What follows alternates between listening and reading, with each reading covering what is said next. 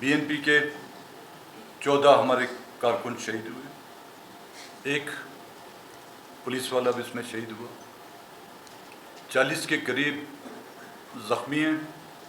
कुछ उनमें से जो माइनर ज़ख्मी थे, मामूली से ज़ख्म आए थे, वो तो उनके अलावा हैं जो जिनको ये पता था कि रियासत और हुकूमतों की सेहत की सहूलतें क्या हैं, वो तो अपने घरों में जाके मरहम पट्टी कराए। लेकिन वो फिगर्स मैं आपको बता रहा हूँ जो हॉस्पिटल में आए, उनमें से 5 अभी तक क्रिटिकल हैं CMH में, एक को शिफ्ट कर दिया गया है कराची। सवाल ये पैदा होता है इनका कसूर क्या था। धमाके से 15 मिनट पहले वही सियासी कारकुन बलूचिस्तान जिंदाबाद के नारे लगा रहे थे, वही कारकुन मुख्तलिफ सियासी पार्टियां जो उस जलसे में ताज़ियती रेफरेंस में शामिल थी उनके झंडे लहरा रहे थे। किसी के हाथ में बंदूक नहीं थी, किसी ने रियासत मुखालफत नारे नहीं लगाए थे। हाँ, ये और बात है कि रियासत इतनी नाजुक हो गई है, नाजुक और नाजुक मिजाज, जो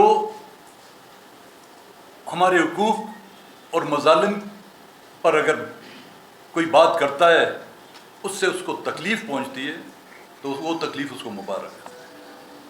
15 मिनट पहले वो खिलखिलाते चेहरे, वो नारे लगाते हुए जज्बाती कारकुन, और 15 मिनट बाद खून आलूद सड़कें, बच्चों से लेकर बुजुर्ग खून में तड़पती हुई वो लाशें, क्या हम बुला पाएंगे? उन्होंने कोई बैंक लूटा था, उन्होंने किसी का कत्ल किया था, किसी की हुकूमत गिराई थी, किसी के इलेक्शन के नताइज तब्दील किए थे, रियासत और रियासती इदारों के मजालिम के खिलाफ उन्होंने नारे हक बुलंद किया था। यही उनका कसूर था। और ये पहला वाकया नहीं है, कई ऐसे वाकयात हो चुके हैं। 29 मार्च को लखपास के मकाम पर ऐसा ही एक अटेम्प्ट किया गया था, जो माँ बहनों की दुआओं, बुजुर्गों की दुआओं और हमारे कारकुनों की कोशिशों की वजह से नाकाम हो गया। उसमें हुकूमत का कोई अमल दखल नहीं था, लेकिन 4.5 महीने का अरसा गुजर चुका है। उस वाक़ये की अगर छानबीन की जाती, उसकी तह तक पहुंचने की कोशिश की जाती, तो 2 सितंबर को इतना बड़ा सानियान नहीं होता।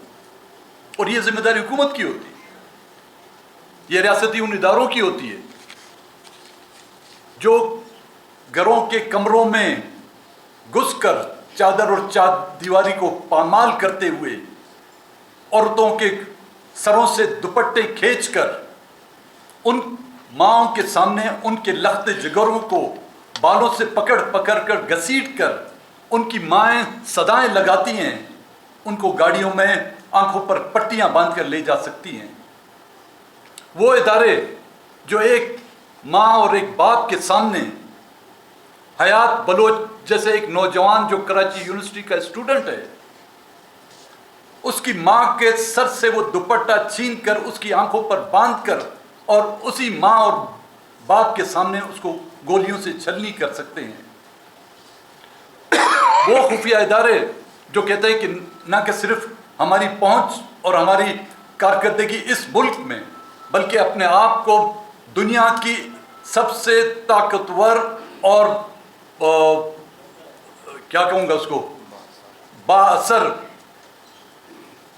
एक एजेंसी है, लेकिन उनको ये पता नहीं होता कि खुदकुश हमलावर जो कहाँ से आ रहा है, कहाँ से पहुँच रहा है।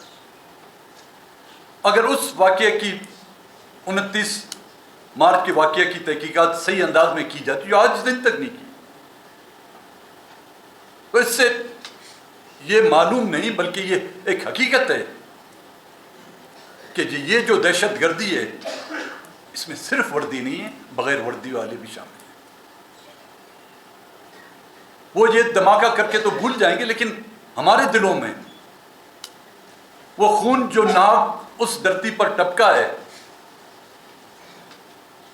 وہ صدیوں نہیں ہزاروں سالوں تک اہل بلوچستان کو یاد رہے گا۔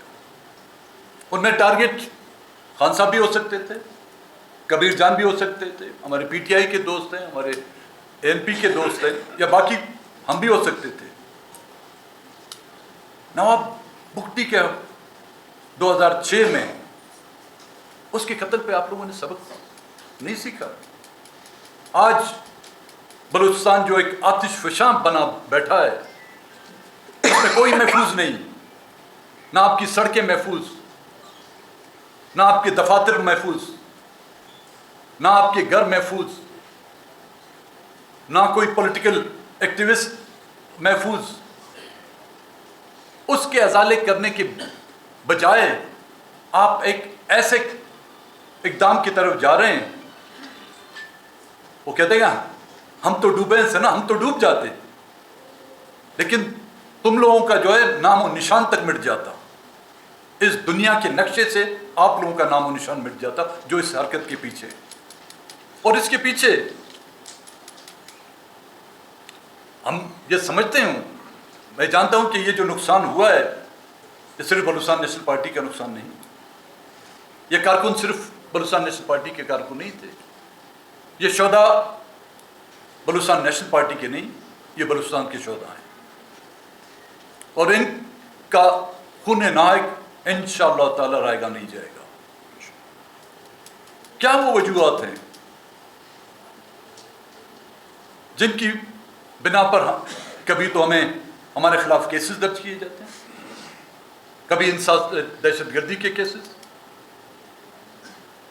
کبھی پی سی ایل میں نام ڈال دیا جاتا ہے، پی این ایل آئی میں نام ڈال دیا جاتا ہے، اور خواتین کو سڑکوں پر گھسیٹ کر پھر ان کو پابند سلاسل کیا جاتا ہے۔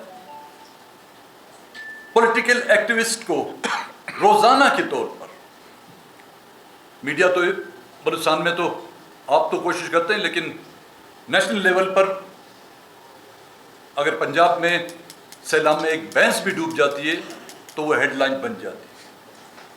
اسی دن جب یہ واقعہ ہوتا ہے، نیوز پہ میں دیکھ رہا تھا کہ کوئٹہ کی جو خبر آئی، سول ہاسپٹل سے 50 ویل چیئر چوری ہوگی، لیکن 50 لاشیں کسی کو نظر نہیں آ رہی۔ یہی میڈیا ہے۔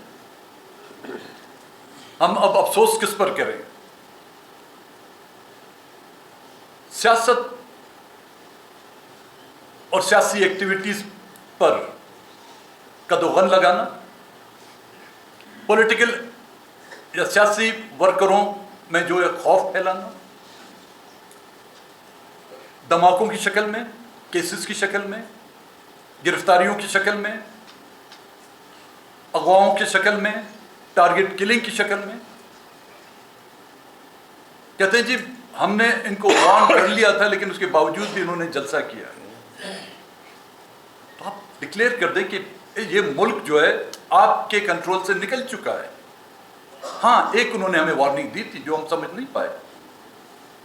2 ستمبر کی صبح نوشکی سے جب ہمارا قافلہ نکل رہا تھا، ہمارے کارکن کو جو ٹارگٹ شیرجان کو جو ہے ٹارگٹ کر کے نوشکی میں قتل کر دیا گیا کہ وہ قافلہ جو رواں تھا نوشکی سے جلسے کے لیے وہ یہاں پر نہ پہنچ سکے۔ لیکن ان ساتھیوں نے اس شہید کی لاش کی تدفین کو چھوڑ کر اپنے اس جلسے میں جو ہے اپنے آپ کو پہنچانے کی کوشش کی۔ اب وہ سمجھتے ہیں کہ اس طرح کے اقدامات سے ہمیں اپنی سیاست سے بلوچستان کے جملہ حقوق کے حوالے سے جو ہم جدوجہد کر رہے ہیں وہ ہمیں باز رکھیں گے، یہ ان کی بھول ہے۔ نہ یہ دھماکے ہمیں پہلے خاموش کر سکیں، نہ یہ دھمکیاں ہمیں پہلے اپنی سیاست سے باز رکھ سکیں،